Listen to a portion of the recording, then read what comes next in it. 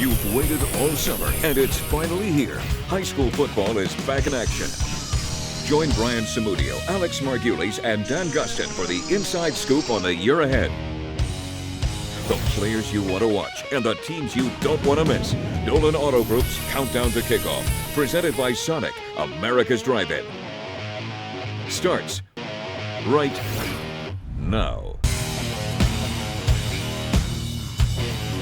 Good evening and welcome to Reed High School, the champions of the 4A North from last year, and home to Dolan Auto Group's Friday Night Rivals Countdown to Kickoff shows presented by Sonic. I'm Brian Samudio, Alex Margulies, and the Hall of Famer again, Dan Gustin, joining us once again here on the field of the Northern Champions. Guys, can you believe, Alex, high school football's ready to start? We always say this, how crazy the summer flies by, but high school football is back, and I tell you, I think this year is going to be a lot of fun. I think there's a lot of parity. I think the talent level right now in Northern Nevada is at one of its peaks, so I, for one, can't wait to see the ball get kicked off. Dan, a great schedule on Friday Night Rivals once again this year. And you look at the teams, and I've talked to the coaches, as you guys have, the one thing they keep saying, even as the teams may be matched, they're all young. There's a lot of young spots on teams that need to be filled and players that need to step forward. They went 11-3 last year. They won the Northern Championship with a victory over Reno High School, and this is their home turf. Here are Tony Amantia and the Reed Raiders.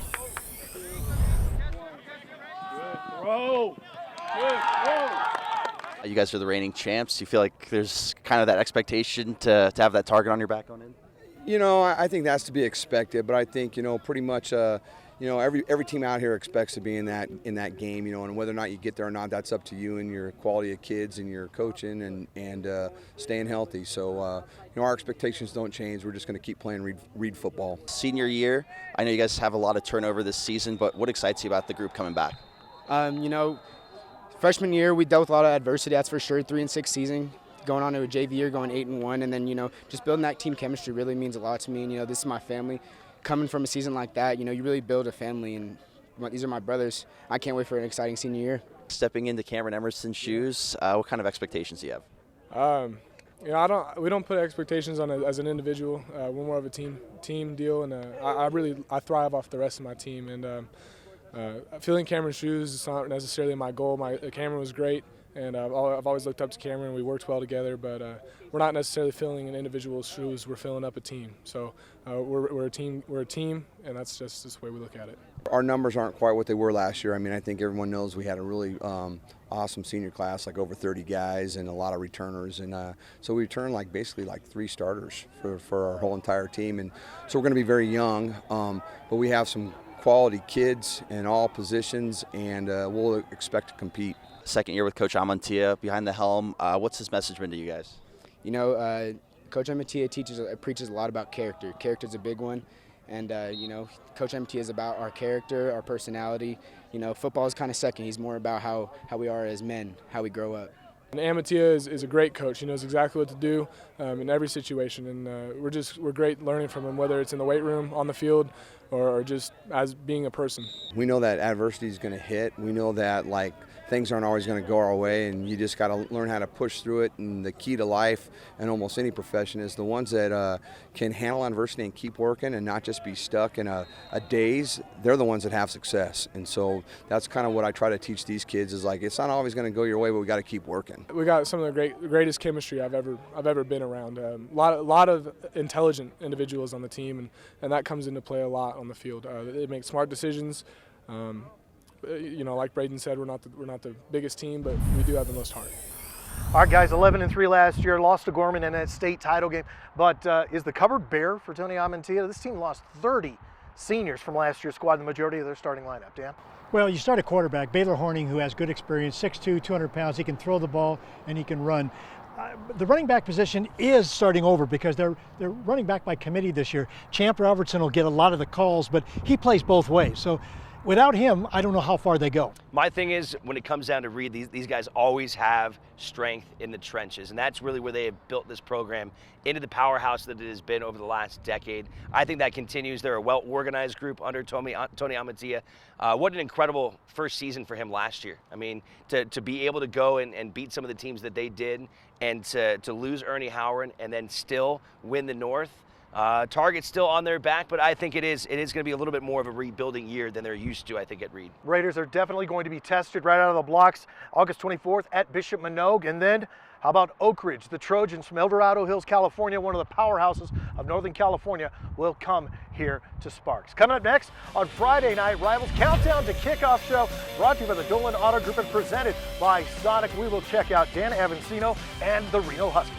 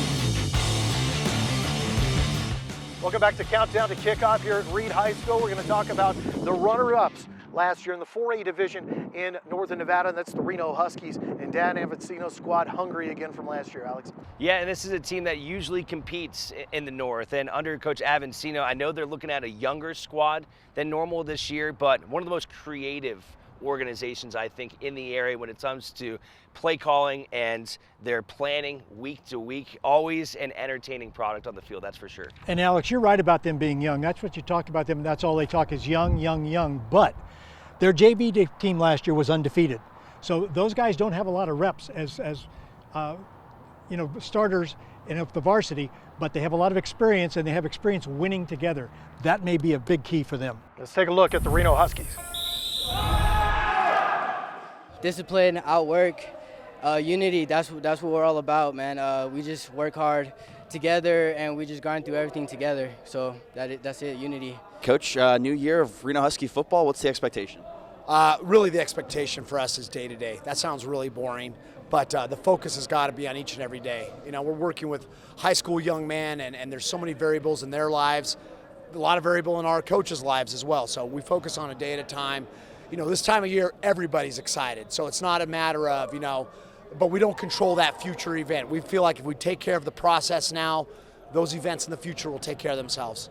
Kind of break down your team. I know you guys lost a big piece in Brandon Cajo, but what does this new team look like? We had a lot of senior leadership last year. Our quarterback, Sawyer Jaksic. We had Siausi Finau, who's a 3-year starter for us. Obviously, Brandon Cajo. We're young, and we need a lot of experience. So this preseason for us, these first 4 games are going to be critical for us. I do like the fact that we seem very team-oriented. There's not a lot of alphas, so we have to work together kind of as a pack to get things done. And so I've liked the dynamic I've seen so far this summer, but we have a long ways to go. Coach talked a lot about the first 4 games being really important for you guys and finding your identity and just establishing who you guys are. What are your thoughts about the first 4? It's going to be a process, you know. We got to go play by play, rep by rep, second by second. You know, we got to learn from all of our mistakes, and we will, because our coaches are, you know, they work hard on film. They make us watch film, and they work hard at that, and we work hard too. So, yeah, it's a process. We'll get there. You're playing for one of the best coaches here in the North, and Dan Avancino. What's his football mind like, and what's your relationship with him? Oh man, he's like another father figure, man. You can depend on him for anything you need, you know. And he's obviously a great coach. We also obviously have Worthen and Sellers, and they're great men too. And that's what makes this program is them. It starts with them, and we just do the rest. You guys were knocking at the door of a championship last year. What would it mean to you to make it back there your senior season? Yeah, it was upsetting. So, you know, we're just hungry. We're hungry for more, and we want to get to the same spot we were last year and finish. What does it mean to you to wear Reno Husky across your chest? It's a privilege, man. You know, it's an honor to go to this school and play for a coach like Dan and Coach Sellers and Coach Worthen, and just the school, the community, you know.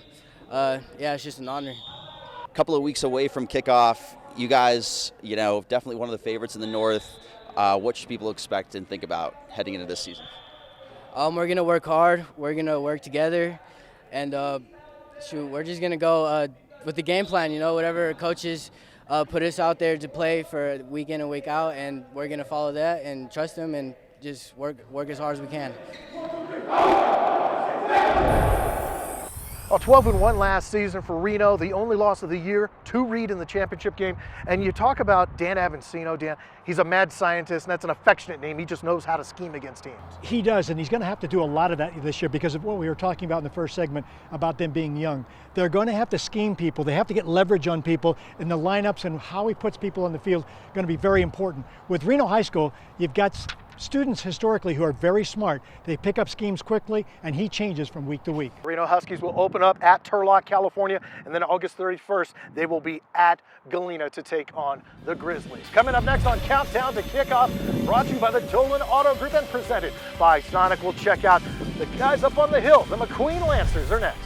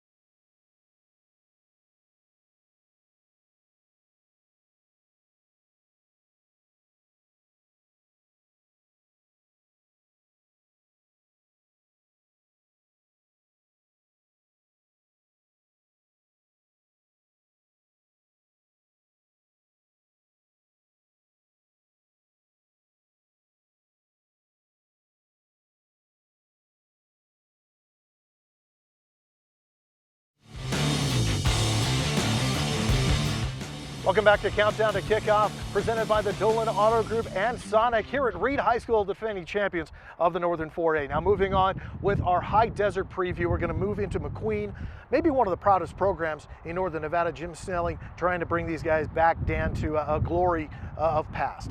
You know, and I think this might be the year he can do it. He's got returning players at all three levels. When you look at his defense and the line, the linebackers and the secondary, his offensive line he's really proud of. He's got 3 starters back. The key guy up front is their center, Jake Jimenez. Let's hear from the McQueen Lancers. Let's run. Coach, what expectations do you have for this team this season? Well, you know what, we've got a great group of kids. They've worked real hard all summer long. You know what, great senior leadership. We've got a lot of returning starters on both sides of the ball. And our quarterback that won the starting job midway through the year is coming back. Our running back's back. So we're excited about the prospects of this season. I have very high expectations for this team. We did great freshman and JV year. Last year we had a little bump in the road, but I feel like we're going to come back strong. Stallworth in his second drive at quarterback, drops back to pass. Will find Kolb in the flat, gets some room to run, gets across the 50, across the 40, down inside the 30. One man to beat. Kolb inside the 10, into the end zone. Touchdown, McQueen. I want to leave everything I got out there and fight for the boys back there. And I'm just going to leave it all out there and try my hardest every time. Never give up on the play and make sure they know I got their back. So everything's coming together. Everybody is on the page with everything. And I feel like we got a really good shot this year. And everybody's good. And we're going to get it done. What does it mean to be able to wear McQueen across your chest? It means a lot, especially, coming from, my family and my brother being here and filling his footsteps. So it means a lot to me. What are you most looking forward to with this group of guys this year? Honestly, just getting out on the field and getting going. I mean, right now, the last 4 days we've been in the gym, and they're chomping at the bit to get going. We've worked real hard, like I said, all summer long, just like everybody has. And at this point, we're kind of tired of going against each other and looking to go and get somebody in a different color jersey. How has this air quality been impacting practices so far this summer? Well, you know what? I mean, it's been a situation, especially the last couple of weeks, where it's been kind of the talk of the school, especially with our players, our athletes throughout the school. Is everybody checks it hour to hour. They go to airnow.gov and look at what the air quality index is. And our district mandate is 125. And so typically, if we're right around 125 or even 122 right before school gets out, we're having to make adjustments. And the kids have adjusted really well. I mean, we've got some kids that are getting here at 6 in the morning and aren't leaving until 7:30 at night. And the coaches and kids just take it in stride and say, you know what, it's our philosophy of overcoming obstacles and adapting and making sure we're successful. All right, this is a large senior class, as Coach Snelling has told us about, but right at the top of it, J.D. Cobb at running back, just a bruising runner who can run around you as well, Alex. Yeah, I mean, you can make a case that he's the best running back in Northern Nevada this year. Peyton Dixon, I think, also up there from Bishop Manogue, but Cobb, a guy that's committed to play for the Air Force Academy, he is a guy that is incredibly talented, and if he has a big season, I think it could help lead this team to the places that Jim Snelling wants to take them and bring McQueen back to the top. When you talk about Cobb, such an interesting backstory. Came here with Nevada running backs coach David White. He's his guardian. He's based out of Las Vegas. We were talking about it, Dan. He's a kid that's bounced around a lot and a chance to actually get a little stability here this season in Northern Nevada. It's the only time in his 4 years in high school that he's gone to the same school 2 years in a row. So I think you're right, Alex. Stability will help him a great deal. He was a great back last year. He's going to be better this year. It's not going to just be Cobb back there too. Can't forget about Dominic Stallworth, the quarterback he basically can squat a Buick and wants to run over you at quarterback as well. They'll test themselves at Enterprise, California on the 24th, and then we'll play Del Campo out of California here in Reno on the 31st. Coming up on Countdown to Kickoff, brought to you by the Dolan Auto Group. Recruiting has gone wild in Northern Nevada. We'll talk with some of the top coaches in the area about why some of the biggest programs in the country are checking out the 775.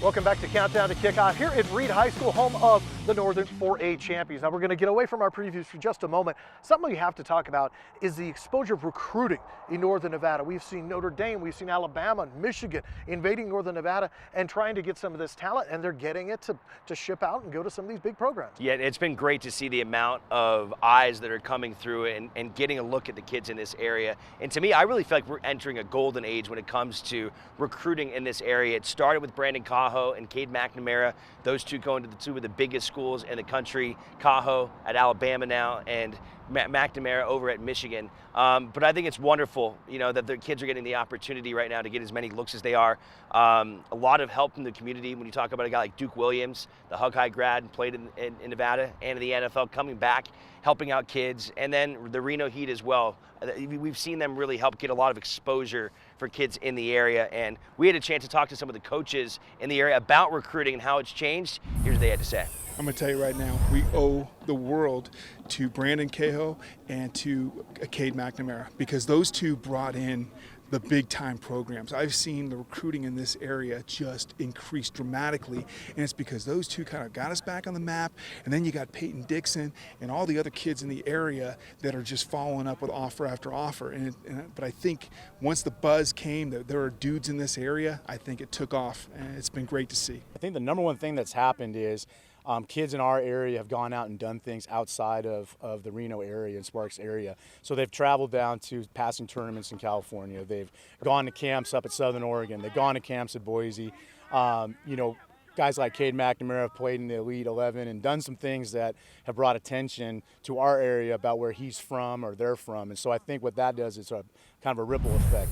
Yeah, it really is amazing to see just the exposure. Dan, you and I have covered high school sports for a few days here in Northern Nevada. Have you ever seen this type of exposure to our kids on a national level? Not to this depth. You can go back to Dave Wyman when he went to Stanford way back from Worcester High School, and some individual guys, but Alex said it first, you echoed him, and I think you're absolutely right. Exposure is the key word, because it's not only the brand name guys you're talking about now, but it's the other players, the secondary players. Jace Billingsley, for example, has a great chance of making Detroit Lions. He got a chance playing at a smaller school. So parents and players find out that recruiting isn't only the top schools, the top 5, but there are other places they can go. Opens opportunities for education and for playing. I think it's great. Getting that scholarship, it doesn't matter sometimes if you play at Oregon, Oregon Tech, or wherever, as long as you get the scholarship and get a chance to play at the next level. Coming up next on Countdown to Kickoff, we'll get back into our previews of the High Desert League. We'll check out the Spanish Springs Cougars next.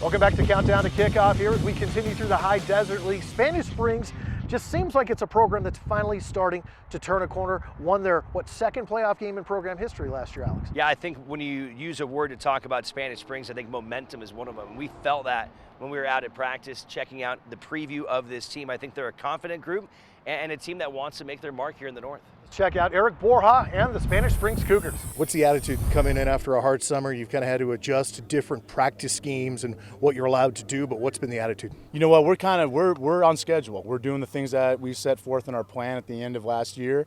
Had a great off season in the weight room. I've done some 7-on-7 stuff this off season as well, and just now kind of grinding through the summer and taking care of that. So our attitude right now is we're doing the work that's needed for the upcoming season. Okay, so what was the plan after last year? You finished 6-6. You lose to Reno, who had arguably the best player in the state in Brandon Cajo. What was the plan going in? Well, that's the big picture right there. The teams that we need to kind of be more competitive with and hopefully, achieve a victory over Reno and Reed and McQueen still and obviously Hug in our league. Those are the teams that we need to get better at and play and hopefully win a game. So our attitude was, what do we need to do to get ready for those games to hopefully get us farther along in the playoffs? What is the culture at Spanish Springs right now? You won a playoff game last year, fell in the second round, but things are changing. Yeah, we're trying to get better, and it's nothing but win and hard work. It's not about talent, it's just about getting things done and just working as hard as you can. It's getting better because we're winning more games, we're getting better as a team, and us getting our second playoff win last year, that was good, and we're happy with that, but this year we're looking to improve on that. Spanish Springs just seems like one of those schools that just has a lot of community pride. What's it like when you put Cougars across your chest? It's amazing because our whole area supports us. They all know, they all want us to win. We all want to win. We all got to be positive. We all love it. It's home. I love representing my team, and we're a group of great guys, and I'm excited to see what we can do. We're just proud because we know that this whole community around this area supports us, and we're here to support our community and do what we can. How close do you think you are to changing the culture and creating that winning culture out here? You know what? It's a model that we need to start doing, obviously, and we're year 5 now in the program. So we've done the things that are necessary to get us ready for this upcoming season. Now it's a matter of us getting out there and actually doing it. You can talk about it all you want, but you actually have to perform it on the field. And all these little things that we do in the offseason, those things matter just as much as a game does. So if we can accomplish those things, hopefully the season will take us where we need to go. So the Cougars 6-6 last year. They did make the postseason, beat Bishop Manoga in the first round, 22-20, 15 seniors and 42 on varsity. But Eric Borja's got well over 100 kids in the program out there. It's a big school, biggest school last time I checked in Washoe County, Dan. So they should have those type of numbers. They do have numbers. For Eric Borja, it's his 5th year. It's time for him now. He's got his program in. He knows what he wants them to do. They've got some young guys mixed with returners.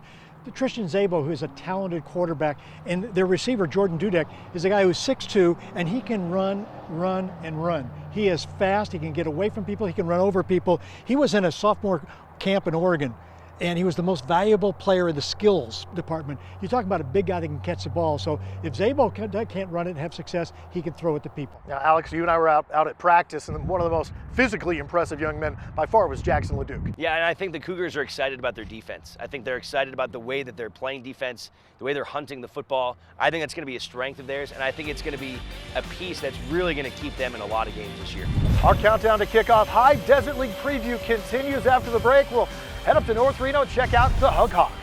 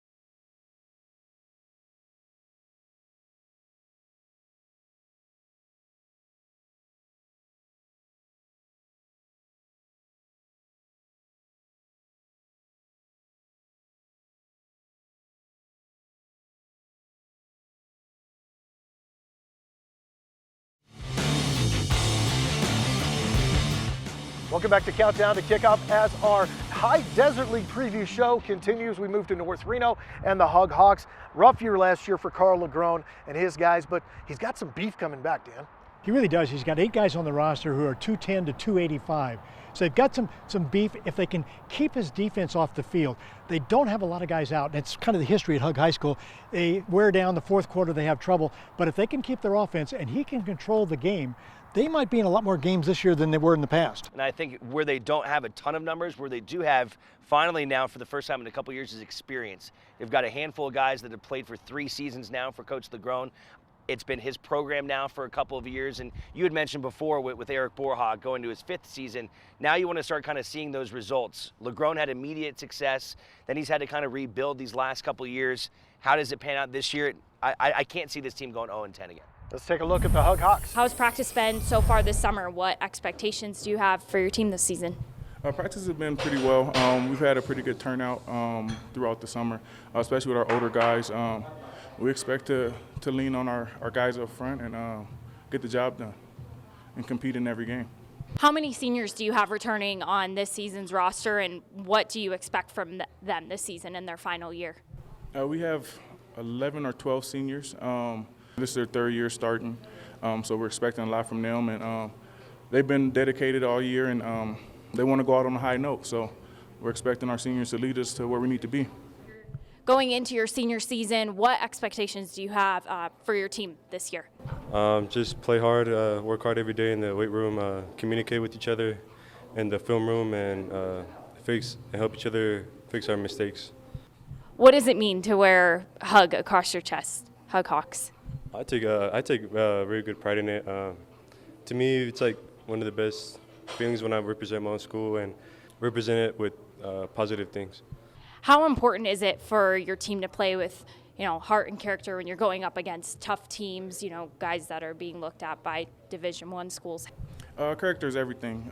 We try to, be a family out here, do the right things on and off the field. And if somebody, is looking at his kid from a different school and we're playing against them, that's a chance for you to shine, and so they can be looking at you as well. So that's what we preach to our kids every week. What does it mean to wear Hug Hawks across your chest? It means a lot because ever since I moved, I started playing football with them, and it became more of a family. Like, we got each other's back in the field, out in the field, and in the classroom, everywhere. More like brothers. Is there a motto that you guys have as a team, or is there any, what do you use? Yeah, we have a code, our code green, unity, discipline, toughness, and swarm. We want to be united, we want to be disciplined. We want to be tough, and we want to swarm to the ball offensively and defensively. Just be ready for an exciting season. Like I said, we're ready to go. We got a lot of growing to do, but it's going to be exciting, and we're ready to play. Now, Dan, I think what we really need to touch on here when it comes to Hug, you talked about it being Carl Legrone's 3rd year, but installing his philosophy into his team. The thing about it is he teaches up there. He's on campus. I've been on campus seeing him interacting with the players. He wants them to perform on the field. Anybody wants to win, but it's not the most important thing for Carl Legrone. It's not how his players act on the field. It's how they act as men off the field. And you can't give higher credence for anything that a coach can teach people is to be men, not only while they're in school, but when they graduate. I think Carl Legrone does that in spades. Now, Alex, you and I had Duke Williams, Hug High School graduate, on our ESPN radio show just a week ago, and he loves what Carl Legrone is doing, especially at Hug High School, because there are some challenges off the field at Hug. Yeah, and I think that's something that it's talked about a lot, but I think Coach Legrone understands these kids, and I think that's a really important thing. And I think it's great that guys like Duke Williams are coming back. They're coming back to Hug High School and serving as role models for a lot of these kids to say, look, here's what I did wrong. Here's what I wish I would have done differently. Here's what you can do to be successful and go to college and do all these different things and have success both on the field and off of it. We have one team moving up, one team moving down in the 4As. We're going to talk to the team that's moving out of the 4A division and into the 3A division. That's North Valley next.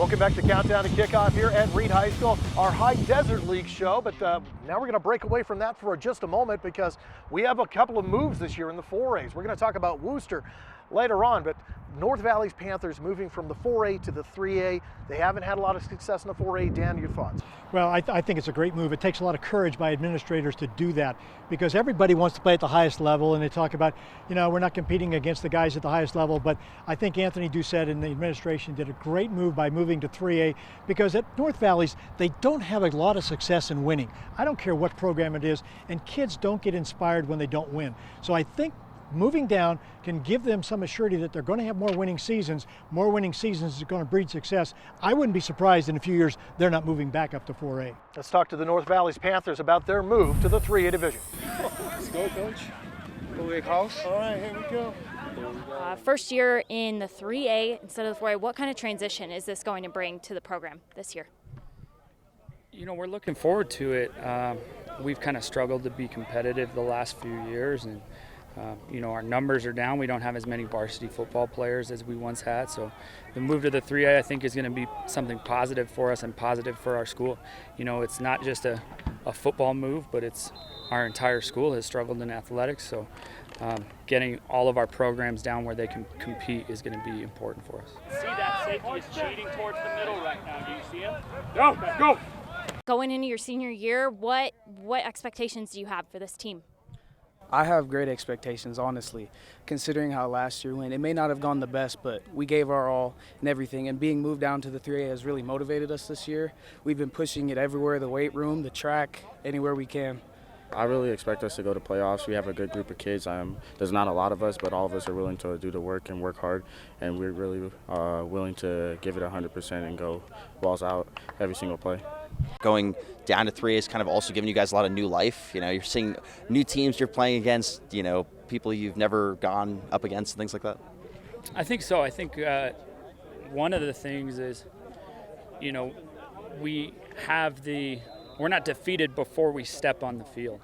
At times when we would play against the Reeds or the Minogues or the Renos and we're going there, it's almost like we lost before we got on the field just because those guys have been played against them their whole lives and they've gotten beat up by them their whole life. So there's no expectations really for our kids, and they think they can compete, which I think is important. We really don't have any expectations as far as wins, losses, and results. Our main expectation is just that we compete every game and compete every play.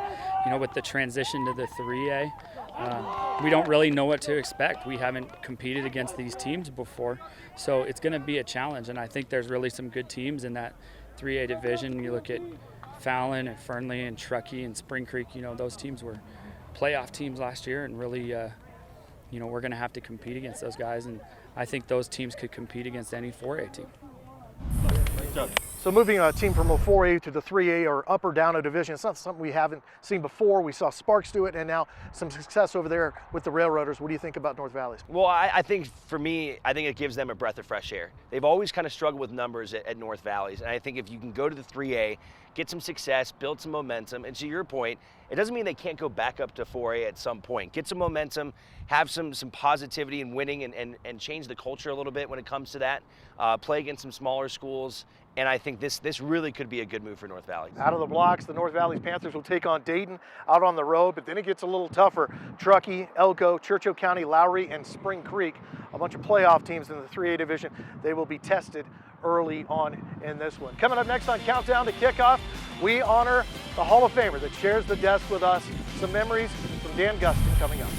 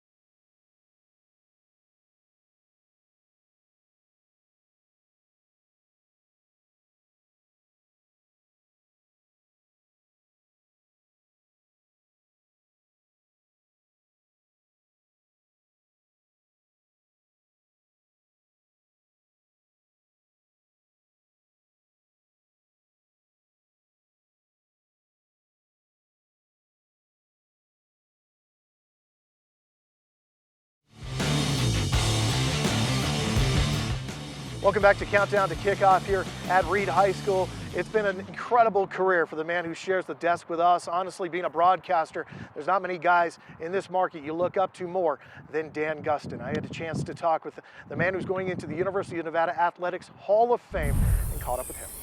A couple of months ago, you got the call that you were going to be inducted into the University of Nevada Athletics Hall of Fame. What was your first emotion? What went through your head? It's really funny, the first emotion, because I talked to Rhonda, she gave me the call, and I said to her, did you count all the ballots? Are you sure? I said, I'm not going to tell anybody because you may want to change your mind. She laughed, but I was taken back because, it's something you don't expect.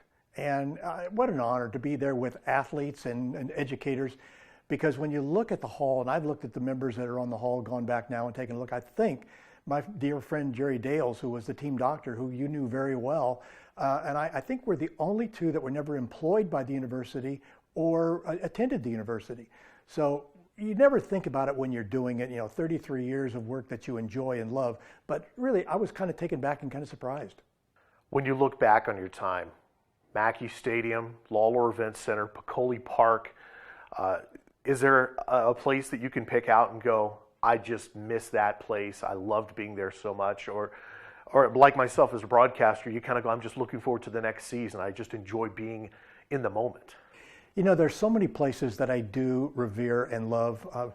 Mackey Stadium is one of them because I've been there from when they only had the bleachers on the west side, and they've had bleachers or some reasonable facsimile on the right side, and see that grow. I always love going in that press box because there's an energy. When you step in that booth, there's a different kind of energy. And I've been to Lawlor Event Center when Kansas was here and it was sold out. And when North Carolina was here and it was sold out. But it doesn't compare to the decibel level and the excitement of being in an NCAA environment. It's just amazing. I've enjoyed just about every place I have been. Some have been less enjoyable because of facilities, but I look back and I counted this up at one time, and I've done games in 40 different states. And the only reason I didn't get to go to Alaska, and that's the one that I kind of really wanted to go to, was the team was in the 1AA championship game in Georgia, and I couldn't make it back. The team flight did not make it back for me to make the connection to Alaska. But, Brian, when you ask about is there one place that sticks out, there's so many different places over the years and so many different venues, and I've enjoyed so much. I used to enjoy going to Hawaii because fans used to say to me, how long does it take you to go to Hawaii? I said, well, when you prepare for games that you're on the road, if you go to Texas or New Mexico, whatever it is, it takes 2 days, maybe 3 days. Hawaii always takes a week, tongue in cheek because you'll be over there. But there's so many things you enjoy over that career, that period of time, that it's hard to pick out any one. Other than locally, I would say Mackey Stadium is my favorite. Has it really hit you that this honor is being bestowed upon you? I mean, you're going to be standing in the middle of Mackey Stadium, Chris Ault Field at Mackey Stadium, in front of the crowd at halftime, where they're going to honor you in front of the crowd. Instead of being someone describing the scene, you are going to be part of the scene. Boy, that's a great question. The last time something like that happened to me was my very final game in, I think it was 2008 at Peccole Park, and it was a surprise, and my wife and my in-laws were there, and I didn't know that, and I was called to home plate, and Gary Powers presented me with a plaque with a jersey and so on, and I was overwhelmed so much that I cried, and you don't know how those emotions are going to hit you, but it's interesting you mentioned Chris Ault Field because I was actually hired a year before Chris was hired. I was hired in '75 and Chris was hired in '76, and we went through an awful lot together. The trips, as you probably well remember, on the flights. He would sit on the aisle, I'd sit in the middle seat, and who was ever working with me, who was the color person or the analyst at the time, would sit in the window seat. We did that for so many years. So it's going to be a thrill to be at the stadium, especially in the game. They've got Oregon State. I expect they're going to have a full house or close to that. Just be part of that and remember that as a fond memory. It's going to be something special. All right, Dan, first of all, congratulations. Incredible honor to get inducted to the Nevada Hall of Fame. I wanted to ask you, as someone that's a play-by-play broadcaster myself as well, for some of the young broadcasters coming up that are coming out of college, or if you're in high school, what advice would you give to them about trying to break into this business? I've had a couple of guys ask me that, and I think what you're doing, for example, is the right thing. You need to work. It doesn't matter what level you work, but you want to be proficient. You've gotten an opportunity to work some high school, you've worked college, you've worked the AAA baseball now, and you work soccer and the soccer league in Reno. So it's getting experience in doing that, Alex. And I think the other thing I would say to you is always try to work with somebody good, because the better person you work with, the better they are, the better they make you. And I've subscribed to that theory for a long time. The other thing I would tell you is when you're looking to say, okay, where am I going to advance here? Don't be afraid to get an agent. And I'll tell you why, because they're not going to come to the small town looking for you. You need to look for those jobs. But you're doing it right. You're getting experience doing it. You have the ability. You have the enthusiasm. And, people look for that. They want to know that somebody's enthusiastic about what they're doing and why they're doing it. Those are qualities that you have. So I think your curve is headed in the right direction. You just have to keep working at it, keep improving, and then find somebody else to help you out. Yeah, certainly. It's been a pleasure to have you here in Northern Nevada, get a chance to be around and learn from you. I think a lot of the young broadcasters as well can take a lot from the work that you've been able to do. It's been fantastic. Coming up next on Dolan Auto Group's Countdown to Kickoff, we're going to wrap up this show. Our predictions on the High Desert League is next.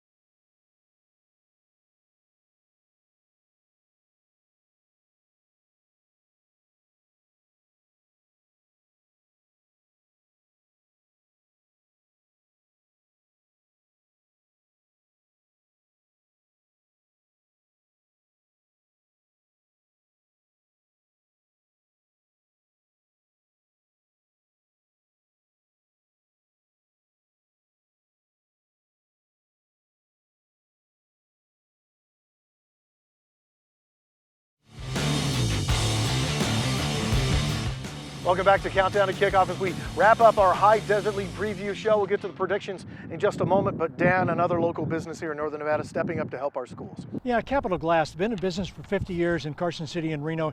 Last year they came to us and said, we'd like to invest in schools. How do we do that? Put a program together, it's called the Capital Investment, and schools took advantage of it. We had more than 45 entries. I want to tell you who got the grants from Capital Glass. Churchill County High School, Dayton, Galena, North Valley's High School. They got 2 grants, matter of fact. Pershing County got a grant. Reed Volleyball got a grant. Spanish Springs got a grant.